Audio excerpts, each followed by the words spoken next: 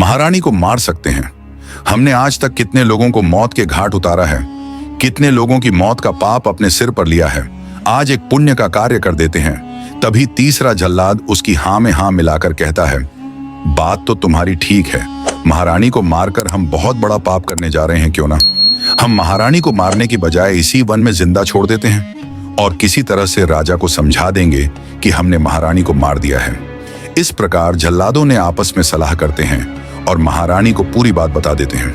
दोस्तों, तब जल्लाद महारानी से कहते हैं, राजा ने हमें आपको मारने का आदेश दिया है, लेकिन हम आपको नहीं मारेंगे। आप अपने वस्त्र उतार कर हमें दे दो। हम उन वस्त्रों को किसी जीव के खून में भिगोकर राजा को दिखा देंगे। महारानी यह बात सुनकर तुरंत एक वृक्ष की आड़ में जाकर अपने वस्त्रों को उतारकर जल्लादों को दे देती है। तब महारानी के कपड़े लेकर जल्लाद वहां से राज्य के लिए वापसी चल देते हैं और कुछ दूर आगे जाकर विचार करते हैं कि इन कपड़ों को किसी जीव के खून में रंगना है। वहां से कुछ दूर चलने पर उन्हें एक हिरण मिल जाता है।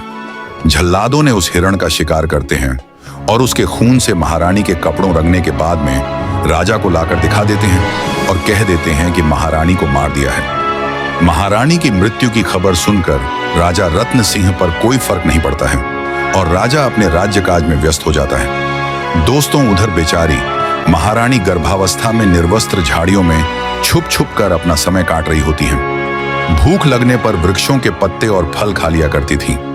इसी तरह महारानी के उस सुनसान जंगल में 10 से 15 दिन बीत जाते हैं। उस दुखियारी की जंगल में कोई देखभाल करने वाला नहीं था। लेकिन दोस्तों, कहते हैं भगवान भी ऐसे लोगों के लिए कुछ ना कुछ मदद जरूर भेजता है।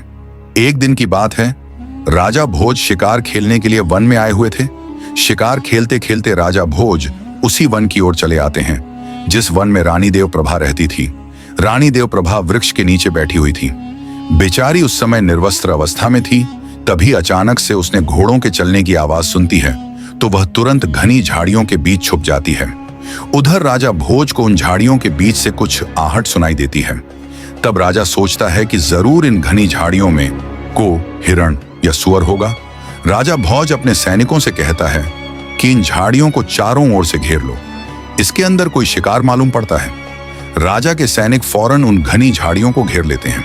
अपने चारों तरफ तीर तलवार लेकर खड़े सैनिकों को देखकर रानी देव प्रभा घबरा जाती है। रानी सोचती है कि आज तो यह मुझे शिकार समझकर मार डालेंगे। यही सोचकर रानी देव प्रभा आवाज लगाती है कि भाइयों, मैं आपका शिकार नहीं हूं, मैं एक दुखी लाचार स्त्री हूं। मुंह दुखिया को मारकर आपको क्या मिलेगा। जब एक स्त्री की आवाज राजा भोज सुनता है तो बोलता है, तुम कौन हो और यहां क्या कर रही हो। तब रानी देव प्रभा कहती है, मेरा इस दुनिया में कोई नहीं है, ना मेरा कोई रिश्तेदार, ना कोई अपना सगा संबंधी। मैं तो इस वन में रहकर अपना समय काट रही हूं। दोस्तों, राजा भोज बहुत दयालु थे और बड़े अनुभवी भी थे।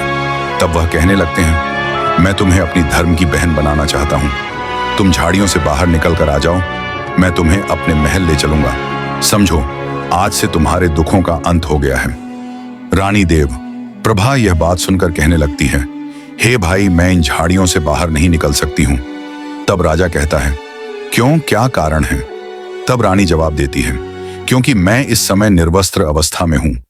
तब राजा भोज विचार करता है और अपने गले में पहने दुपट्टे को उतारकर रानी की तरफ झाड़ियों के बीच फेंक देता है और कहता है, बहन, तुम इसे आधा पहन लो और आधा ओढ़कर बाहर आ जाओ। राजा का दुपट्टा जब रानी के पास पहुंचता है तो रानी देव प्रभा उस दुपट्टे को अपने शरीर से लपेटकर उन झाड़ियों से बाहर आ जाती है। दोस्तों, जैसे ही रानी झाड़ियों से बाहर आती है तो राजा भोज उसे देखकर अचंभित रह जाते हैं। वह स्त्री एकदम अद्वितीय सुंदरी थी। उसका चेहरा चंद्रमा के समान चमक रहा था। देखने से मालूम पड़ रहा था कि वह किसी राजा की राजकुमारी या कोई अप्सरा है। तब राजा कहने लगता है, बहन, तुम चिंता मत करो, अब मैं तुम्हें अपने महल लेकर चलूंगा। मैंने तुम्हें अपनी बहन माना है।